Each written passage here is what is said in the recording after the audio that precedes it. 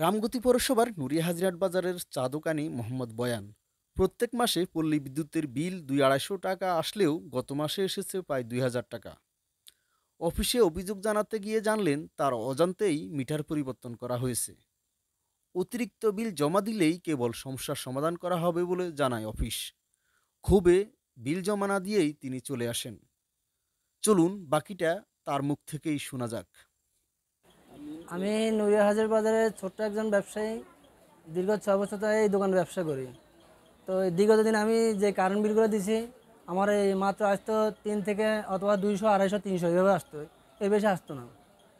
তো এই মাসে আমার বিল আসছে ২,০৭৯ টাকা। আমি এই জন্য ৭৯ টাকা আসছে। তারপর আমি গেছিলাম অফিসে, এটা বিলটা দেখে অফিসে গেছি। অফিসে প্রথম ঢুকার সাথে আমার এই যেখানে বিল প্রস্তুত হয়, ওখানে যাওয়ার ফার্স্টে ঢুকার সাথে সাথে বাম পাশে একটা টেবিল আছে। ও আমার বললো যে এদিকে আসেন, কী সমস্যা। ওরা আমি বলার পরে ও আমার বলে, যখন বিলগুলো দেখাইছি, সে আমার বলতেছে যে এটা সময় লাগবে। তা আমি প্রায় আধা ঘন্টার মতো বসেছিলাম।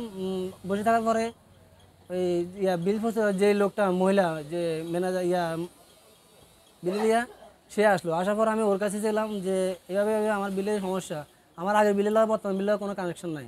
তো সে আমার বললো আমার মিটার চেঞ্জ করা হয়েছে। আমি কেন আমার মিটার চেঞ্জ হবে? হ্যাঁ, আপনার মিটার চেঞ্জ হয়েছে। আমি আমার মিটার চেঞ্জ হবে আমি জানি না কেন। তো পরে ওরা আমার বারবার বললো আমার মিটার চেঞ্জ হয়েছে, আপনি এটা দেখেন। তা আমি আমার মিটার চেঞ্জ হলে আমি জানতে হবে, যেহেতু আমি দীর্ঘদিন এখানে করতেছি। অথবা আমার মিটার যদি কোনো সমস্যা হয়, আমার তো বলতে হবে যে আপনার মিটার সমস্যা, আপনার মিটার চেঞ্জ করতে হবে। ওরা আমার কোনো প্রকার দেয় না। ওরা বলে আমার মিটার চেঞ্জ হয়েছে, আমার বিল পরিশোধ করতে হবে। তো আমি এই কথা না বললে আমি ডিজিএমের কাছে গেছি। ডিজিএম আমার বলতেছে, ডিজিএম যাওয়ার সাথে সাথে আমি এগুলো বলার সাথে সাথে ডিজিএম ফোন দিয়েছি, যাতে ওই যে বিল পরিশোধ সেই লোকটারে বলে ফোন দেওয়ার সাথে সাথে সে বলে যে স্যার এগুলো এইভাবে হয়েছে, আমি বলছি। তো সে আমার বলে যে এভাবে আপনার মিটার চেঞ্জ হয়েছে। আমি কেন মিটার, স্যার আমার মিটার চেঞ্জ হবে? বলে যে সে এইভাবে হয়, মিটার চেঞ্জ হয়। আমি না, আমার মিটার চেঞ্জ হলে তো আমি জানতে হবে, যেহেতু আমি একটা গ্রাহক। আমি না জানি কেন আপনার আমার মিটার চেঞ্জ হবে, কারণ আমরা এইভাবে অটোভাবে হয়। তো আমি অটোভাবে, তাহলে একটা মিটার হলে অটোভাবে হয় না কেন? এটা আমার করতে হয় কেন? আপনার মিটারে তো এমনি কোনো সমস্যা ছিল না? না, কোনো সমস্যা ছিল না। এমনি গত ৬ মাসে গড়ে কত টাকা বিল দিচ্ছেন প্রতি মাসে? প্রতি মাসে আমার সর্বোচ্চ বিল আসতো ৩০০ অথবা ৩৫০, ২০০, ২৫০ এইভাবে। যেহেতু আমার মিটার কোনো নাই, ফ্রিজ নাই, টিভি নাই, কিছু নেই, শুধু বাতি চলার ফ্যান, এটা ছাড়া কিছু নাই। কয়টা বাতি কয়টা ফ্যান চলে?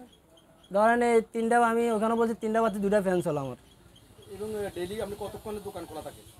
অত দ্রুত আমার বেশি খোলা থাকে না, যেহেতু আমি সকালে দেরি করে আসি, আমার দুপুরে সকাল চলে যাই।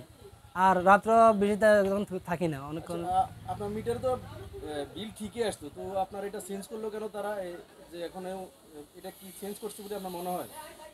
আমারে ওরা বলে চেঞ্জ করছে, কিন্তু আর ওরা তো আমি জানি না, আর এটা কারেন্টের কাজ আমি করি না, তা আমি জানি না। তো তারা বলে আমার চেঞ্জ, কিন্তু আমি আমার মিটারে কোনো সমস্যা দেখি না, দেখিয়ে নাই দীর্ঘদিন। আর এখন বিলের পরিশোধের বিষয়ে ওনারা কি বলছে? ওরা আমারে বলতেছে আপনি এগুলো বিল পরিশোধ করেন। তা আমি এটা পরে ডিজিএমের কাছে করে পরে কমপ্লেন করার পরে ডিজিএমও আমারে কয় কয় যে এটা অটোভাবে হয়। তো আমি এটা অটোভাবে হয় গেছে, আমি চলে আসছি। আমি এটা দেখা যাবে তারপরে, এটা বলে আমি চলে আসছি।